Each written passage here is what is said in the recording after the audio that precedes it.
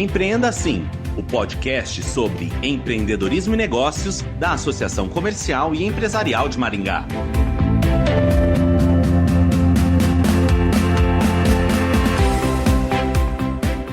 Sancionada em maio, a lei que determina o afastamento das gestantes das atividades de trabalho presenciais durante a pandemia tem gerado diversas dúvidas entre as empresas. Para esclarecer algumas delas e explicar as alternativas possíveis para o cumprimento da norma, vamos conversar com a advogada Cristiane Gannen-Kissner. Olá, Cristiane, seja bem-vinda ao podcast Empreenda Assim.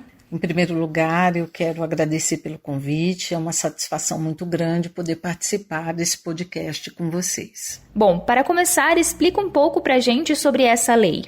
A Lei 14.151 entrou em vigor no dia 13 de maio de 2021 e diz que a empregada gestante deve ser afastada de sua atividade presencial sem prejuízo de sua remuneração, ficando à disposição do empregador para trabalho em casa por meio de teletrabalho, trabalho remoto ou qualquer outra forma de trabalho à distância. Essa legislação, ela se aplica a todas as empregadas gestantes, ainda que não seja possível o trabalho remoto.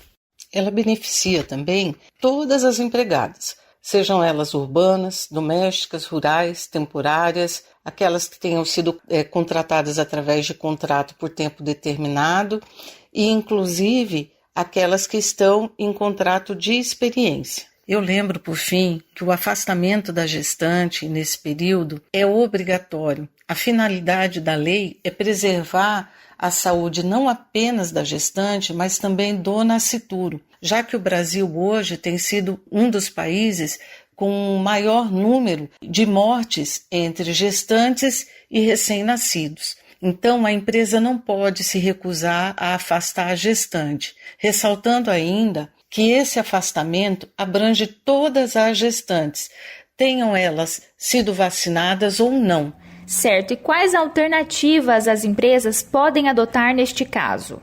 A primeira medida que eu indicaria, no caso de não ser possível o trabalho em home office, e certamente a mais segura, é a realocação ou remanejamento da empregada gestante para uma outra função que seja compatível com o trabalho em home office.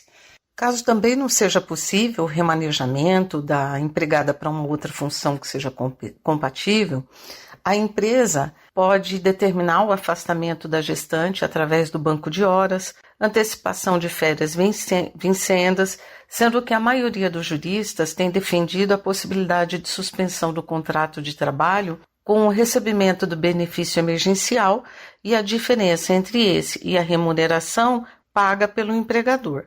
Existem também aqueles casos em que a empregada exerce uma atividade insalubre ou perigosa e que não seja possível remanejá-la para uma outra função. Nesse caso, é possível o afastamento da empregada gestante através da antecipação da licença maternidade, sendo que nesses casos não haverá redução do período de permanência com o bebê, mas aumento do período de licença maternidade, que pela lei é de no mínimo 120 dias.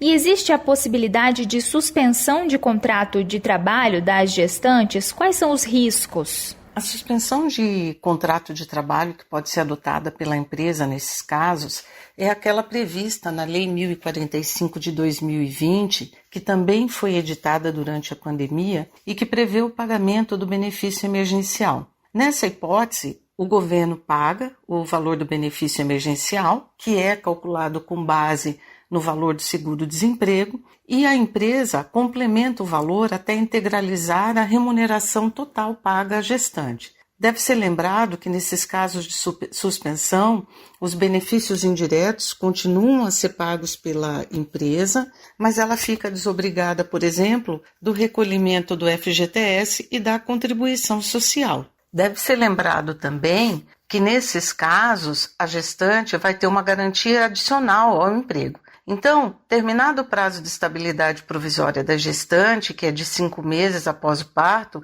se inicia uma garantia adicional, cujo período aí vai variar de acordo com o termo de suspensão do contrato de trabalho.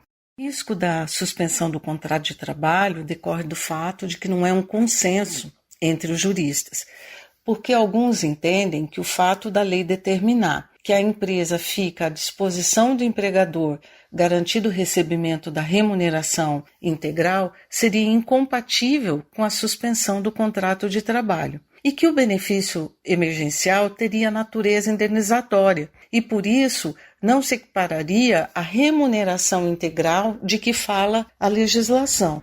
Bom, para finalizar, quais são as suas dicas para que as empresas tomem a melhor decisão? A primeira dica que eu dou para os empresários é que esses busquem orientação através de seus advogados, porque esses têm melhor capacidade de analisar qual é a medida que pode trazer menor risco e menor ônus para a empresa, né? A segunda dica, obviamente, é que as empresas analisem também, junto com os seus advogados, as convenções coletivas da categoria.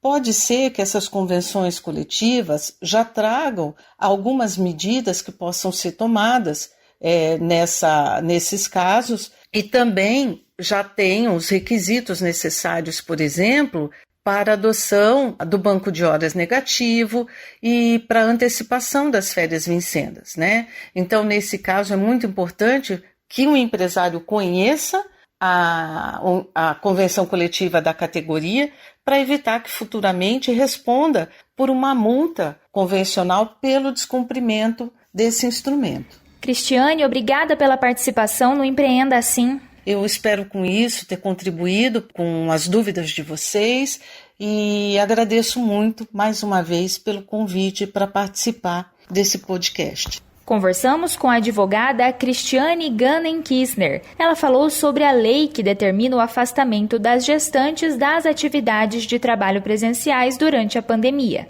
Obrigada, associado, por acompanhar mais esta edição do Empreenda Assim. Até mais!